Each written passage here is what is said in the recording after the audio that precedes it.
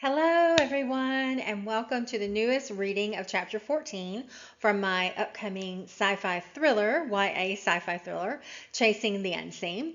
This is a reading from the Zero Draft, so there will be changes to the final version when the book is on sale.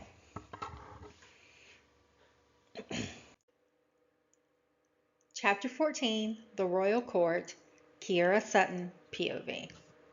This trip in the spinner was longer than my quick journey from bottom of the boathouse to the loft. A galaxy-to-galaxy trip was indeed a different experience. Lucas prepared me for the elements of it all, but the rush of the wind was louder, and while the bright lights were beautiful, they could be blinding sometimes. I kept one hand out like he taught me to feel the wind and sail close to the wind as I could, with the other hand holding tightly to Lucas. I understood this trip and finally understood what the sail meant. The triangle of light within the circle illuminated the sails like on a ship, slightly off-centered from the circular tube. There was one moment when I did feel scared and overwhelmed, but Lucas seemed to know and just gripped my hand and gave me a nod and smile. It was a strange sensation. Even though I knew we were moving beyond the speed of light, when I looked at Lucas, I felt grounded, like I was standing still, steady, safe. The end of the circle started to brighten, and I could see a room at the end of the tunnel. "Easy there, Queen Sovereign," Lucas said as I stumbled out of the spinner and onto solid ground. "It'll get easier," he promised. "Seriously, you're already calling me that name? We're at the royal court, so it's expected." "I'm either supposed to call you that or Lady Keerana." Ugh, I rolled my eyes. "Do not roll your eyes. There are many protocols that need to be followed," he chided. "Is it usually this empty?" I asked. "No. Robin came early. Your grandfather cleared the room so you could have a moment to collect yourself." "I'm here," Robin called as she walked toward me with the most gorgeous dress I had ever seen. As she approached me, she curtsied and said, "Lady Keerana, I can take you to change, and then we're going to get your grandfather." "Robin, what the literal hell? Don't curse, Kiki. It's unbecoming of someone your stature." "You call me Kiki. Ugh, you're intolerable." "Robin, you've been my best friend forever. Why are you bowing to me? It's strange." "Lucas, did you not explain all this to her?" "I went over bits and pieces of it with her, but she doesn't seem to care for the formalities." "She is standing right here, and I hate it when you guys do this. I hate it when you talk about me like I'm not here." I lamented as they both laughed at me. "The rules are different here. Now come on, we need to get you changed." She gave me a quick wink to signal that she would explain everything, and we were probably being listened to right now. I didn't know if I was going to like this place or not, but if my grandfather could help me find my sister, I would just, in my father's words, have to suck it up and do it. Once we came back out and I was properly adorned, including a crown, I looked to Robin and asked, "I go by Kiera, but what am I supposed to be called here? Keerana? Lady Keerana? Queen Sovereign? What am I called?" It was then that I heard a deep, resonating voice. "Yes, dear heart, you can be called whatever you want." My grandfather, I knew it without asking, without anyone telling me. He approached me and hugged me tightly. I looked up into his eyes and said, "I remember you. You are who held me on that day.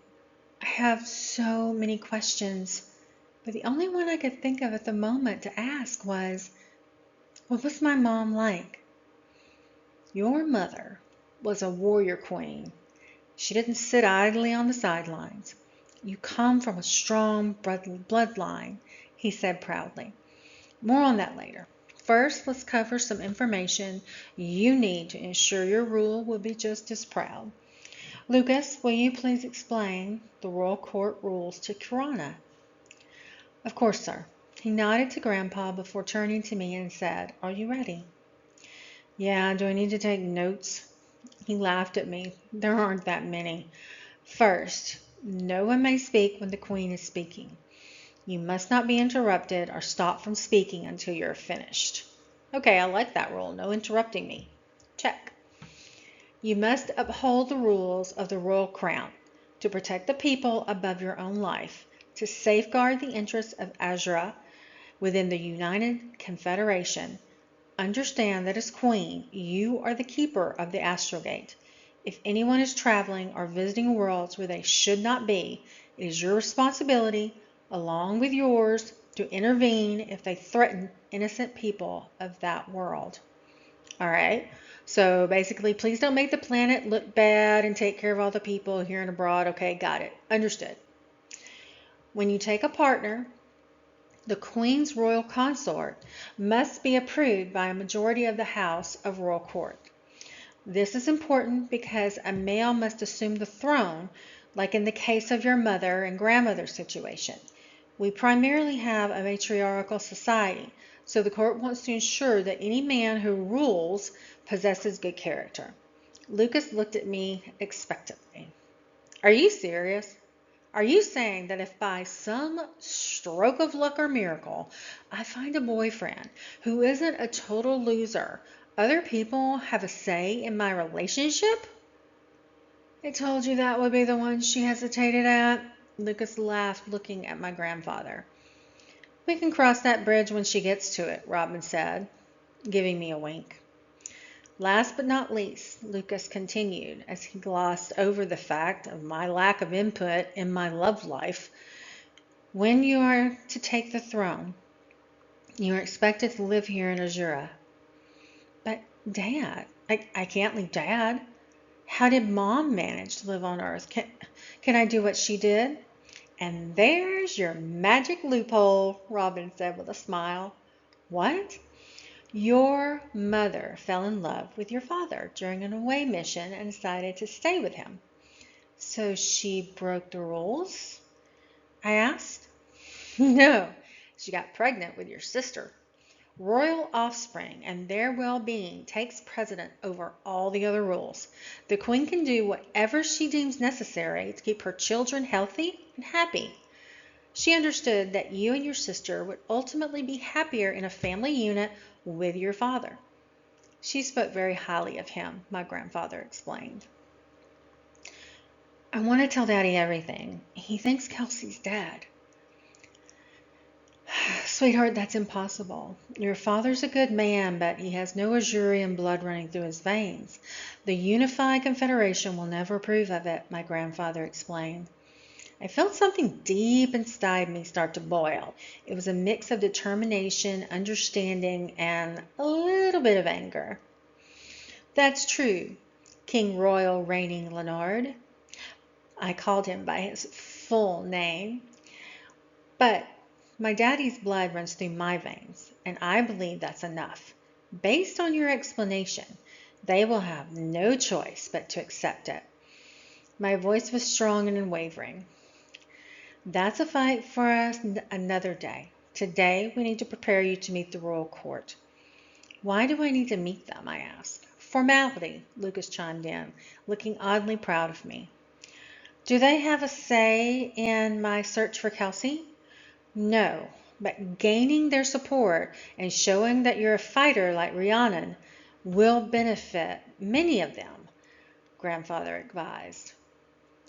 So some of them, I take it, weren't fans of me and Mom? Just a small percentage, but unfortunately, one of them is my aunt, my uncle's wife, Lucas said. How does your aunt fit into all this, I asked.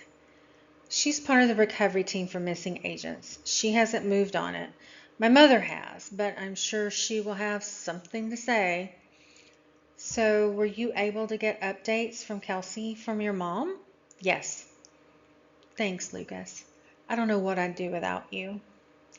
I will always be close by. He smiled, and I could have sworn he blushed. Okay, I'm ready. Whew, let's go meet these people. Okay, that's the end. Stay tuned for more. Bye.